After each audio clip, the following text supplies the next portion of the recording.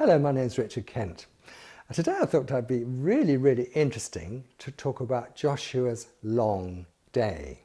I don't know if you remember about Joshua's long day. This is the occasion when Joshua was in the middle of a battle, but God actually stopped the sun for nearly a day.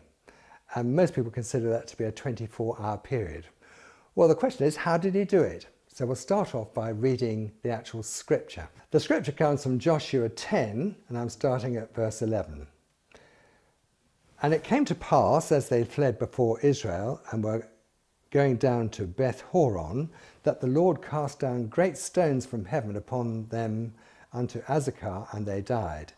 Then spake Joshua to the Lord in the day when the Lord delivered up the Amorites before the children of Israel, and he said in the sight of Israel, Sun, stand thou still upon Gibeon, and thou moon in the valley of Ajalon. And the sun stood still, and the moon stayed, until the people had avenged themselves upon their enemies. Is not this written in the book of Asher? So the sun stood still in the midst of heaven, and hasted not to go down about a whole day. So we're told that the sun and the moon stood still for nearly a day, nearly 24 hours. Now, how on earth did that take place? Now, if you actually Google this event, you'll find that most people come up with really weird answers about how it was an apparition or an eclipse of the sun. No, I think the Bible is the Bible, and everything in the Bible is true. I believe the sun and the moon really did stop still for nearly a day. That is the whole of the day and the whole of the night. But I want to tell you a few problems. First of all, the Earth is traveling through space at about 68,000 miles an hour. Secondly, at the equator, the Earth is spinning at 1,068 miles per hour.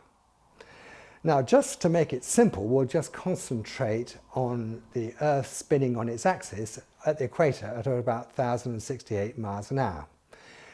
Now, in order for the sun to stand still, that implies that the whole of the universe, the whole of the solar system would have to stand still as well.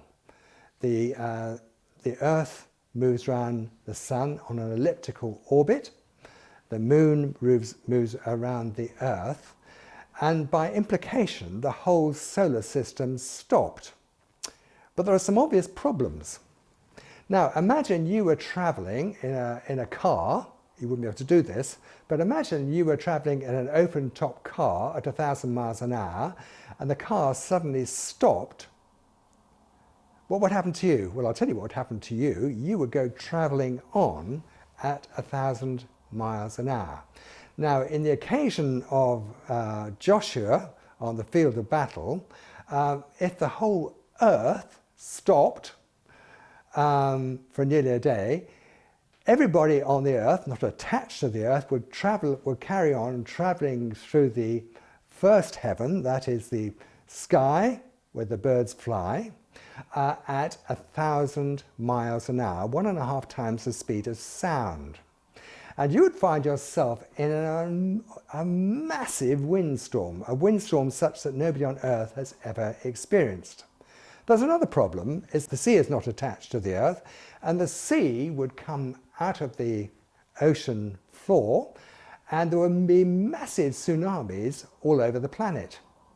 But the biggest problem of all is the center of the Earth, called the magma. Now, that would also carry on spinning at a colossal speed and almost certainly cause earthquakes and volcanoes, and there would be massive flows of lava all over the planet. So there wouldn't be a question of Joshua carrying on his fight.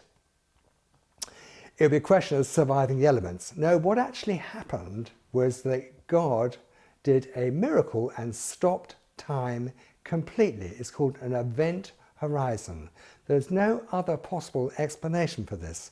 God simply stopped time completely for nearly a day. Thanks for listening, and God bless you.